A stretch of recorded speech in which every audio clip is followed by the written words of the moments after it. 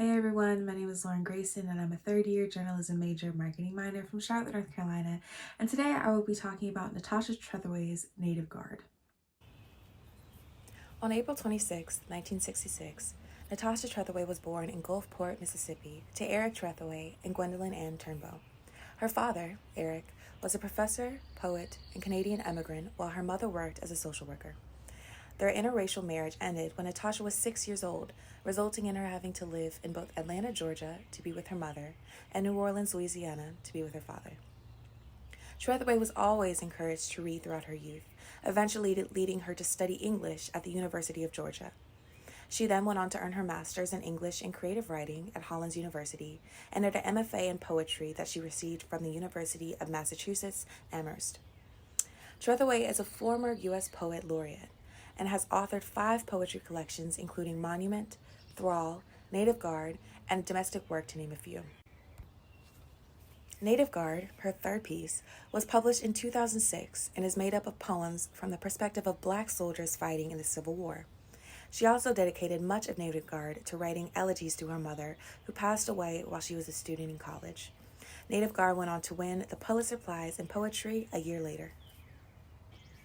Trethewey has various honors and awards, some of which include receiving the Mississippi Governor's Award for Excellence in the Arts, being named the 2008 Georgia Woman of the Year, serving as the Poet Laureate of Mississippi from 2012 to 2016, and being inducted into both the Fellowship of Southern Writers and the Georgia Writers Hall of Fame. She currently serves as the Board of Trustees Professor of English at Northwestern University. At dusk. At first I think she is calling a child, my neighbor, leaning through her doorway at dusk, street lamps just starting to hum the backdrop of evening. Then I hear the high-pitched wheedling we send out to animals who know only sound, not the meaning of our words, hear, hear, nor how they sometimes fall short. In another yard, beyond my neighbor's sight, the cat lifts her ears, turns first toward the voice, then back to the constellation of fireflies flickering near her head.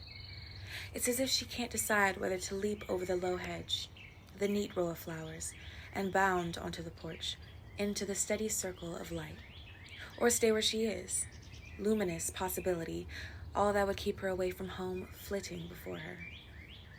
I listen as my neighbor's voice trails off.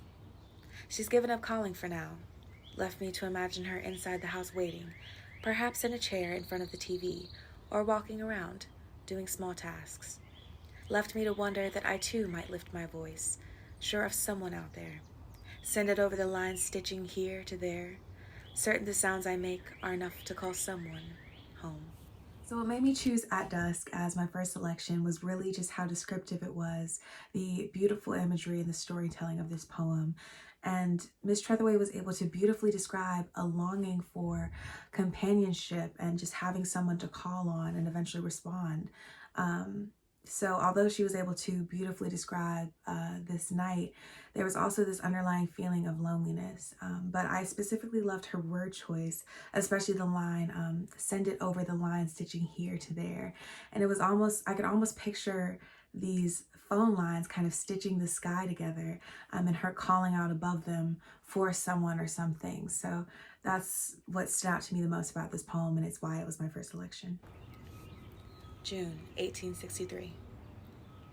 Some names shall deck the page of history as it is written on stone. Some will not. Yesterday, word came of colored troops dead on the battlefield at Port Hudson. How General Banks was heard to say, "I have no dead there," and left them unclaimed. Last night, I dreamt their eyes still open, dim, clouded as the eyes of fish washed ashore, yet fixed, staring back at me. Still, more come today eager to enlist. Their bodies, haggard faces, gaunt limbs, bring news of the mainland. Starved, they suffer like our prisoners. Dying, they plead for what we do not have to give. Death makes equals of us all, a fair master. So what made me select the second poem is just how accurately it was able to describe history. I mean, the first line just out the gate, it starts with, some names shall deck the page of history as it is written on stone. And I thought that it was interesting how immediately she followed up with this story about General Banks. So it goes to show that although your name may be written in the pages of history, it may not necessarily be a good thing. So it just goes to show how disposable the lives of Black people were, even when they fought alongside white people for their freedom. They still weren't viewed as being worthy enough to be claimed and properly laid to rest. So that's one thing that stood out to me. And another thing that I found interesting was that these Black lives, which meant little to nothing to this general, meant everything to her, so much so that they haunted her dreams because she saw the horrors firsthand. And it was sad to hear that these soldiers were so eager to fight, yet many of them would face the same fate that these other soldiers did who lost their lives. So I thought it was also interesting that she said, "Death makes equals of us all a fair master," meaning that death is inevitable. And although these people fighting in this war may discriminate, death does not. And just to kind of further, my knowledge of what she was trying to get at, I looked up the actual definition of master. And she said, and the definition is a man who has people working for him, especially servants or slaves. So it is kind of dark, but essentially she's saying, we're all slaves to death. None of us can cheat it. Monument. Today the ants are busy beside my front steps, weaving in and out of the hill they're building. I watch them emerge and, like everything I've forgotten, disappear into the subterranean, a world made by displacement. In the cemetery last June, I circled, lost, weeds and grass grown up all around, the landscape blurred and waving.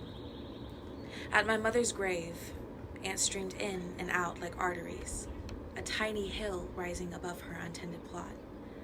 Bit by bit, red dirt piled up, spread like a rash on the grass. I watched a long time the ants' determined work, how they brought up soil of which she will part, and piled it before me. Believe me when I say I've tried not to begrudge them their industry, this reminder of what I haven't done. Even now, the mound is a blister on my heart, a red and humming swarm.